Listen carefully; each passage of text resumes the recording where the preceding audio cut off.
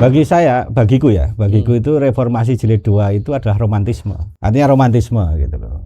Kayak misalnya kalau aksi selalu kita melihat momen-momen politik itu ada kepengen diulang. Satu kerinduan di mana momen politik itu terjadi. Jadi itu menurut saya romantisme. Yang sifatnya tidak substantif ya. Menurutku nggak substantif, tapi ini adalah romantisme. Romantisme itulah yang dibangun di dalam narasi gerakan politik di Indonesia. Kenapa saya mengatakan bahwa itu romantisme?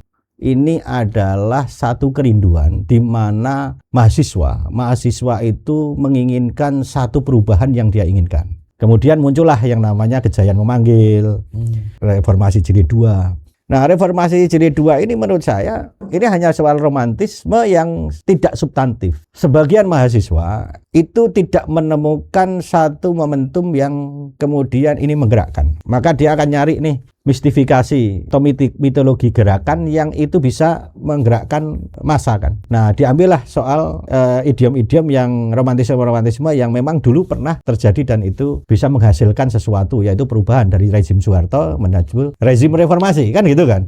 Apakah kemudian pertanyaannya bahwa reformasi itu berhasil atau tidak? Kan hampir semua analisis mengatakan bahwa reformasi ini tidak berhasil. Bahwa setelah pasca Soeharto ini terus dalam perjalanan reformasi sampai Jokowi ini memang kita tidak berhasil. Kalau dulu misalnya hapus KKN, ternyata di reformasi KKN justru lebih masif. Memang kita ini untuk kita bicara soal perubahan, kita memang harus melakukan satu pemikiran ulang bahwa sebetulnya kita itu butuh kembali ke jati diri Indonesia. Indonesia ini kan memang dari dulu ini kan memang sejarahnya itu kan bangsa-bangsa yang memang kita didatangi oleh banyak negara lain. Kemudian campur tangan global itu juga terjadi di Indonesia.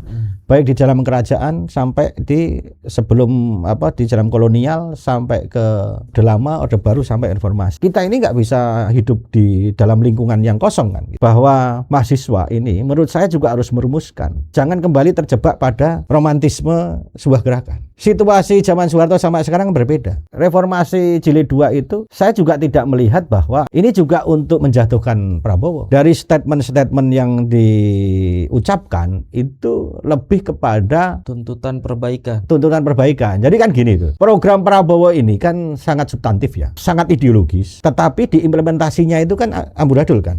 Artinya problem kita itu kan problem teknokrasi kan. Artinya teknokrasi itu begini. Problem teknokrat itu bahwa program Prabowo ini tidak dipahami oleh lingkungan yang menjalankan itu. Kenapa? Karena ekosistemnya memang tidak terbangun.